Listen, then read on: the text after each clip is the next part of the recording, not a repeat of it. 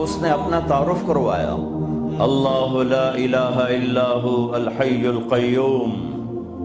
میں وہ ہوں جو موت سے پاک ہوں۔ اب پابند بن کے چلو اس اللہ کے جس کی شہنشاہی ہے، اس اللہ کے جس نے مجھے بنایا، اس اللہ کے پابند بنو جس نے مجھے آنکھوں کا نور دیا، زبان میں بول دیا،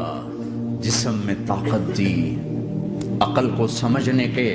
اوصاف دیے۔ اس اللہ کے پابند بن کے چلو جس نے قرآن کو اتارا، جس نے دھرتی کو بچھایا، جس نے آسمان کو اٹھایا۔ آسمان کی چھت میرے اللہ کے قبضے میں ہے، زمین کا فرش میرے اللہ کے قبضے میں ہے، ہواؤں کے جھونکے میرے اللہ کے قبضے میں ہے، سردی کا موسم میرے اللہ کا ارادہ ہے، گرمی کی تپش میرے اللہ کا ارادہ ہے، بادلوں سے پانی کا گرنا میرے اللہ کا ارادہ ہے، برف کا گرنا میرے اللہ کی بادشاہی ہے، اور طوفانوں کا آنا، بجلیوں کا چمکنا، بادلوں کی گرج، موسموں کا تبدیل ہونا، درختوں کے پھل، پھلوں کے ذائقے، ذائقوں میں خوشبو، پھلوں میں مٹھاس، پھلوں کے اوپر کور، چھلکے۔ ایک انار ہی میرے رب کی قدرت کا شاہکار ہے، دانا دانا ذرا جوڑ کے دکھاؤ، پھر اس کو پردوں میں لپیٹ کے دکھاؤ، پھر اس کی پیکنگ کر کے دکھاؤ، پھر اس میں رنگ بھر کے دکھاؤ، پھر اس میں ذائقے بھر کے دکھاؤ، گائے کے تھن سے نکلتا دودھ دیکھو، ہرن کے نافے میں مشک